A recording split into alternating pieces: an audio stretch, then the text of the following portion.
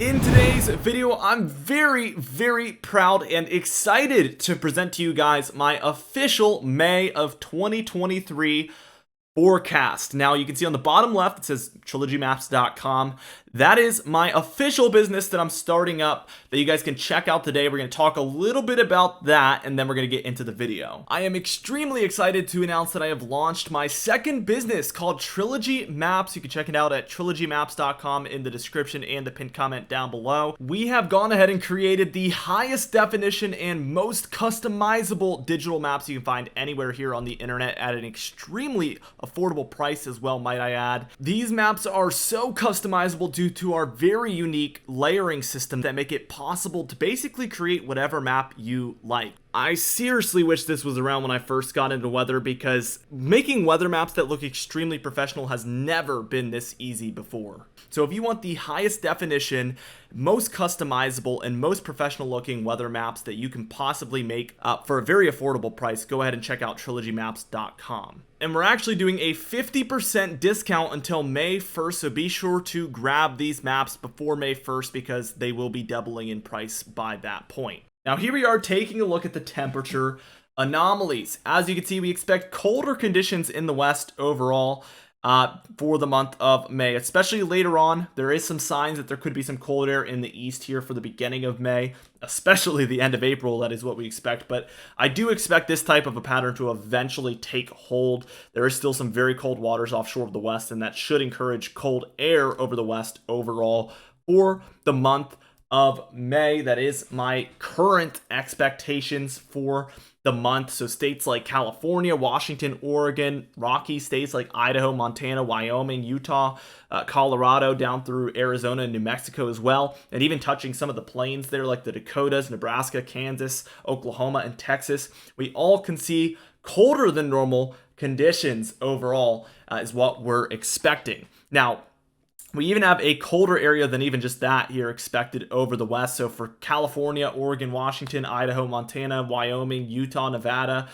Colorado there, New Mexico, and portions of Arizona, there we do expect even colder conditions near the coast. Again, there is quite cold waters there offshore, and that is downstream. So as these move onshore, the winds over those waters, that carries the cold air, because this water here, very cold, cooling the air as it moves over it, then it moves over land, overall colder. Hope this makes sense. It's a pretty simple concept. And then overall, this causes a trough to prevail most of the time over the west. Now, there's no guarantee that that does take place at all. There's no guarantee that that takes place even all of the time, obviously. But for a majority of the time, this is our expectations for the month of May. Now, we do expect warmer than normal conditions overall here in the east. So as these areas are cooling here in the west, we do expect a warming trend overall here in the east. So quite the opposite. So the jet stream would look something like this oftentimes. And this might look familiar because a lot of the beginning of April and even the end of May, or very at the end of March, we saw this type of a pattern. So to see more of this in the month of May shouldn't be a shock. It's been quite summer-like actually here in Virginia. Oftentimes, for instance, it's 83.5 degrees outside right now in Virginia. All the leaves look like they look in June typically, and I can remember certain times when in mid to late April the leaves were just starting to come out of the trees, and they're fully developed and matured now here in Virginia. So it is exceptionally ahead of schedule. Just unbelievable how warm this spring and of course the winter was in the east here. It's been pretty locked in a pattern like this, to say the least. We do even expect some even warmer conditions, especially as you stretch it from the southeast here. A lot of this has been pretty exclusive for pretty far east when we have these warm-ups, so I do expect that to potentially continue up the east coast.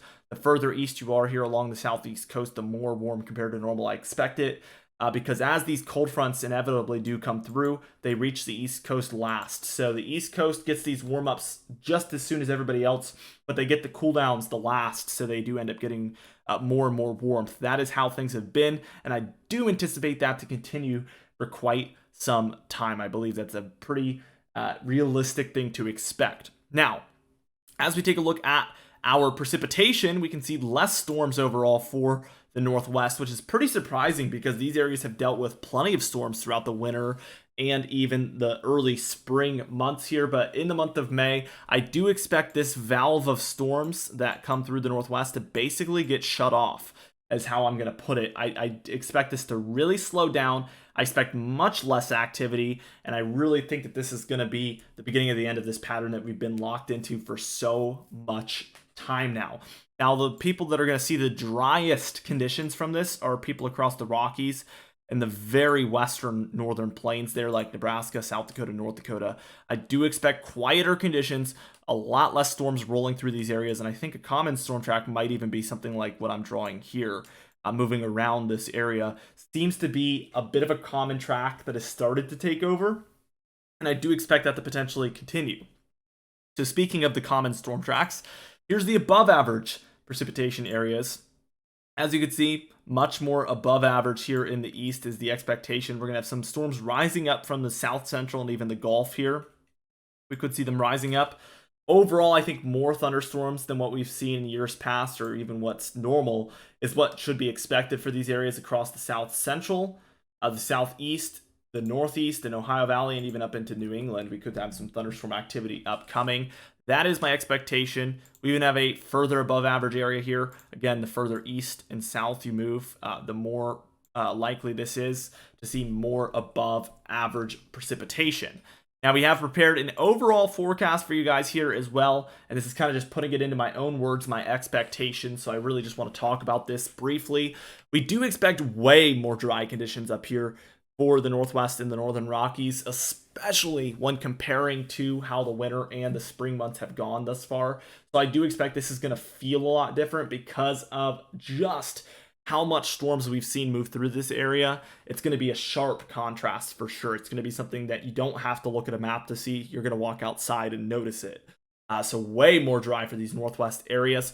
Also much cooler for the areas surrounding the southwest, areas in the Rockies, and even areas in this tan area are also going to be much cooler, is the expectation, just like we showed in the temperature forecast there.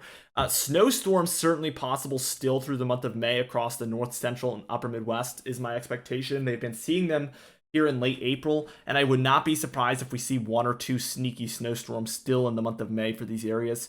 I know it's shocking, but still possible to see some snowfall in very cold conditions for these areas. Would not shock me whatsoever. Definitely looking at severe weather opportunities here, especially in Texas, Oklahoma, Kansas, and Nebraska. That's where I expect the worst of it in your more traditional areas. But still some severe weather outbreaks as well the further east you head. Missouri, Arkansas, Louisiana, Mississippi, Alabama, Tennessee, Kentucky, Indiana, Illinois. All of these areas also could still continue to see the severe weather, and I even think severe weather outbreaks can't be ruled out, obviously, as May is the most active month historically for severe weather. And then we expect warm and stormy throughout the east here. So thunderstorms becoming more and more common as we reach, especially into late May.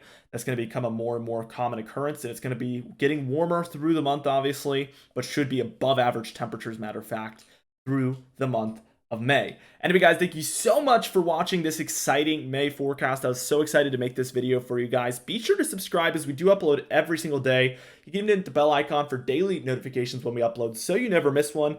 Be sure to also to like the video if you did enjoy it, leave a comment down below, and I will see you guys in the next video.